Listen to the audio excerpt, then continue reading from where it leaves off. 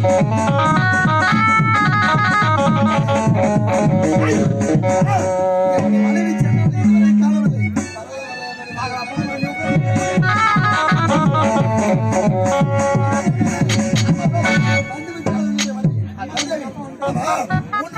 வீடு சென்றால் அல்லவா ஆட்களை அழைத்து வருகின்றேன் என்று சென்றதில் ஆட்கள் இல்லாமல் வெறுமையோடு வந்திருக்கின்றாயே, ஆட்கள் எங்கே? எங்கடியா? என் மீது நீங்கள் கோபப்பட வேண்டும். கோபம் என்பது எனக்கு கிடையாது. ஆட்கள் எங்கே? நீங்கள் உரைத்தபடி அப்புறம் பேசுறீங்க.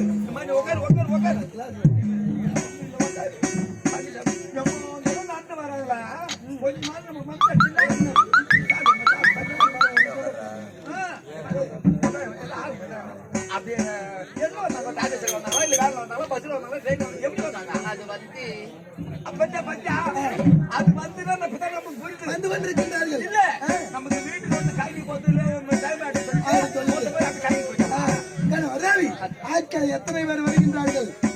உணவு ஏற்பாடு செய்து எங்கடி ஆளுங்க? நீங்கள் உரைத்தபடி தாய் வீட்டுக்கு நான் சென்றேன். தாய் தந்தையை பார்த்து மகனே மருதேவி, இப்பொழுது ஞாபகம் வந்ததா?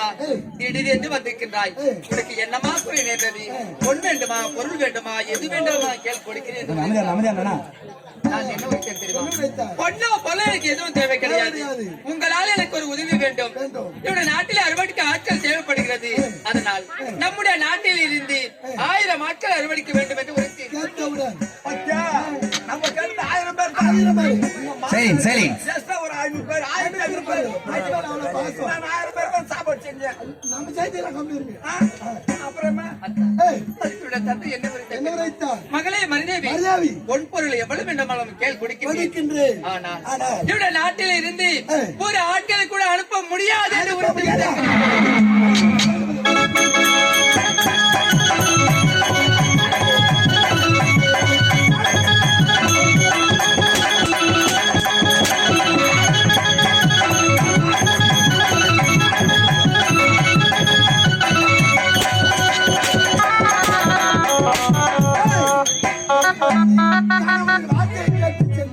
ஆட்களை அழைத்து வராமல் வந்தாயோ?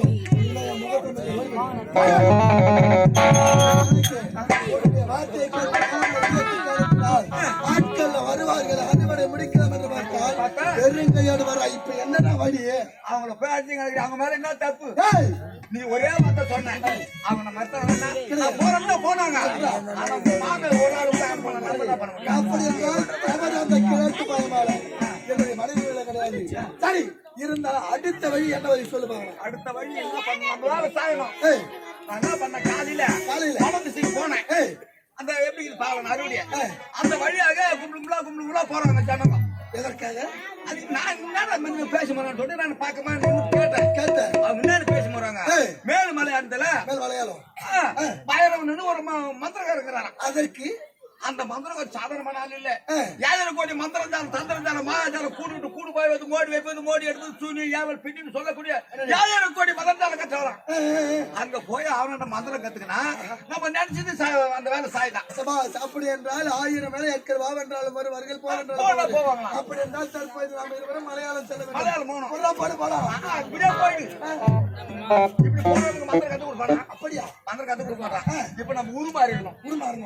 எப்படியா? இந்த உருவத்துல போக கூடாது. அது இல்ல, இந்த உருவத்துல போகவே கூடாது. அப்படி என்றால் எப்படி செல்ல வேண்டும்? ஒரு பிச்சைக்காரன் மறுபடி தரித்து சன்னியாசியாக செல்ல வேண்டும். சரியான வழியா? இப்படி சென்றால் மந்திரங்களை கற்றுக் கொடுப்பார். அப்படி என்றால் மலையாளம் செல்வதற்கு ஏற்பாடு நீ செய். மனைவிட ஒரு வார்த்தை சொல்லிட்டு விடாங்க. அது மட்டும் இல்ல, என்ன உன் பேரு என்னுடைய பேர் சந்திரசேகர ஜமீன்தார். எனக்கு பிள்ளை. அவனாண்டு போய் நான் தான் ஜமீன்தார் சொல்லக்கூடாது. நம்ம 2 பேரும் பேரை மாத்திக்கணும். உருவத்தை மாற்றியது பல பேரை மாத்திக்கணும். உன் பேரு கோவிந்தசாமி. என் பேரு கோவிந்தசாமி. என் பேரு கந்தசாமி. சாகட்டும். அது ஒரு ஏற்பாடு செய்ய. வாடி வாடி அறிவியல் அடித்து விட்டு ஆத்திரம் கொள்ள வேண்டாம். தற்போது நம்முடைய நிலைமை தீர்வதற்கு ஒரு வழி கிடைத்து விட்டது. நமக்கு ஏற்பட்ட நிலைமை தீர்வு என்றால் தற்போது நான் மலையாளம் சொல்ல போகின்றேன்.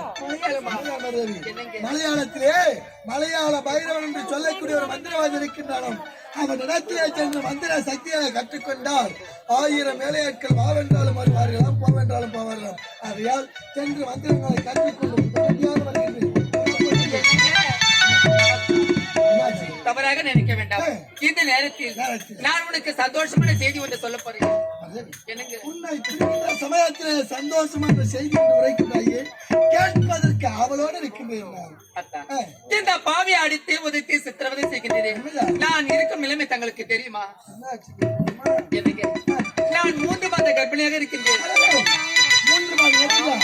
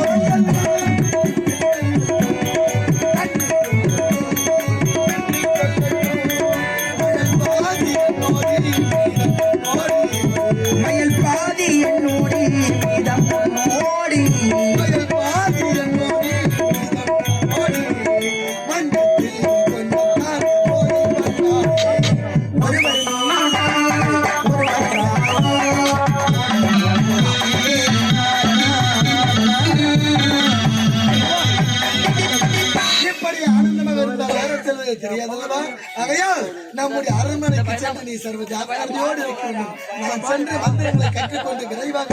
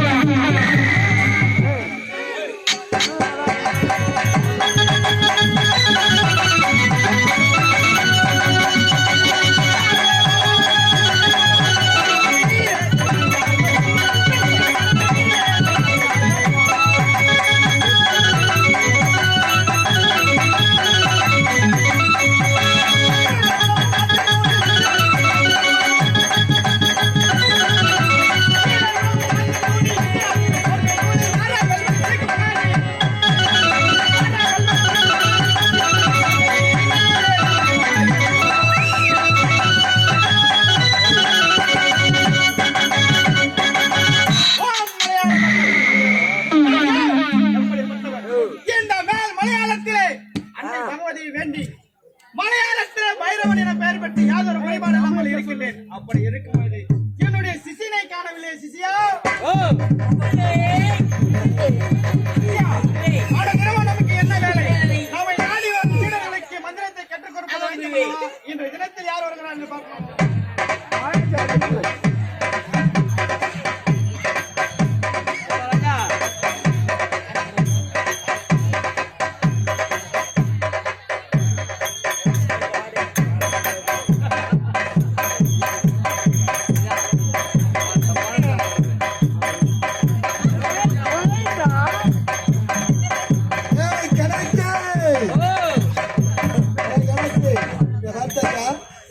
மலையாளம் நீ உரைத்தாய பைரவன் என்று சொல்லக்கூடிய ஒரு மந்திரவாதி அவர் எங்க இருக்கிறார்? மலையாளம்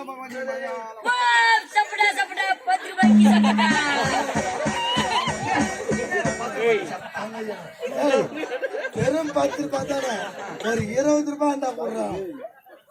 நான் ஒண்ணு போய் லட்சம் 10 ரூபாய்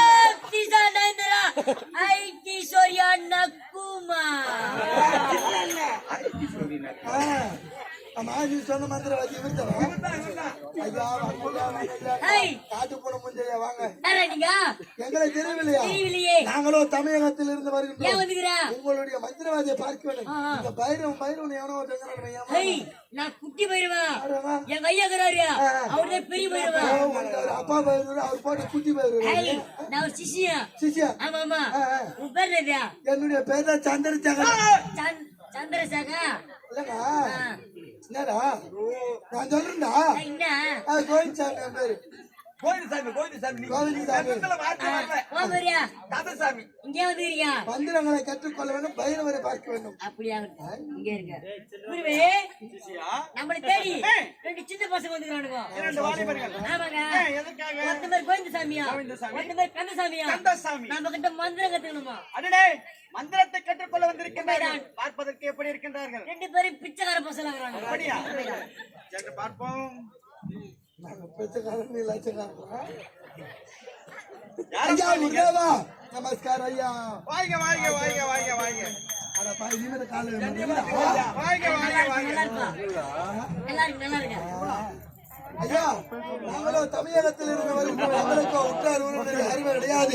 சொந்த பந்தம் இல்லாத அனாதைகள், ஒருவேளை உணவிற்க வழி இல்லாமல் இனி இருக்கக்கூடிய காலங்களை தங்களுக்காக பணிவடை வேலைகளை செய்து தங்களிடத்திலே கிடைக்க வேண்டும் என்று வந்திருக்கின்றோம்.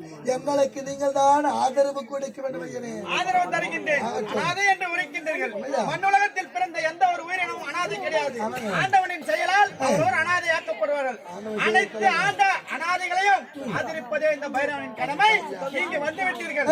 இங்கு வந்தவுடன் முதலாக மரத்தை நட வேண்டும், மந்திர மரத்தை. அப்படியா? உண்மைதான். எதற்காக? உங்களுடைய உண்மையான நாமதயத்தை உரைத்து மண்ணிலே மரக்கண்ணை நட்டால் நீங்கள் மந்திரத்தை எவ்வளவு சீக்கிரமாக கற்றுக்கொள்கிறீர்களோ அதுபோல் உங்களுக்கு மரமானதும் வளரும்.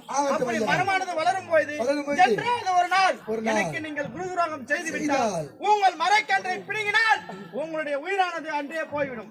ஐயன் கோவிந்தசாமி, அடியேன் கந்தசாமி. குருவே குருவே, யா, அவன் மறையா பத்தி தெரியுமா? எதற்காக? எவன் மோடி பத்தினியோ அவன் நரம்பு தான் நிக்கும். அவன் மோடிய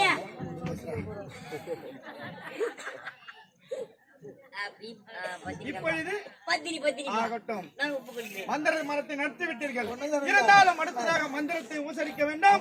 சிஷ்யா, நீ யாரிடத்தில் இருக்கின்றாய்? இவனுக்கு இவருக்கு. அப்படியா? ஆகட்டும். ஐயா, மந்திரத்தை உபதேசிங்கள்.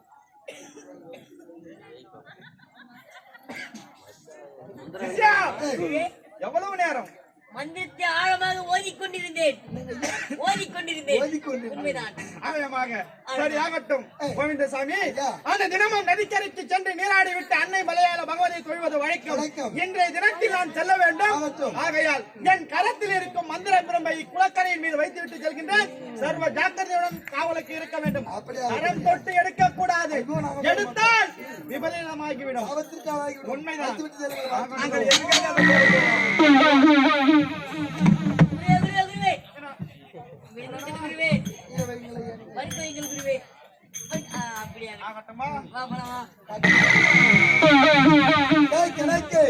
மந்திரங்களை கற்றுக்கொள்ளலாம் என்று ஓடி வந்தால் இந்த மந்திர பிரபுக்கு காவலாக விஷயமே அந்த பைரவ கொட்ட விஷயம் இருக்கும். நம்ம கத்துக்கணும், நம்ம வந்தோம் கத்து ஒண்ணு விஷயம் இல்லை. அப்படி என்றால் இப்ப அந்த மந்திரம் அத்தனையும் மந்திரக்குள்ளதான் அடிக்கிறாங்க இருக்கின்றது. நம்ம போலாம். இதை எடுக்க வேணுமா? இதை எடுத்தால் சாபத்திற்கு ஆளாகும் மந்திரவாதி உரைத்திருக்கின்றார்.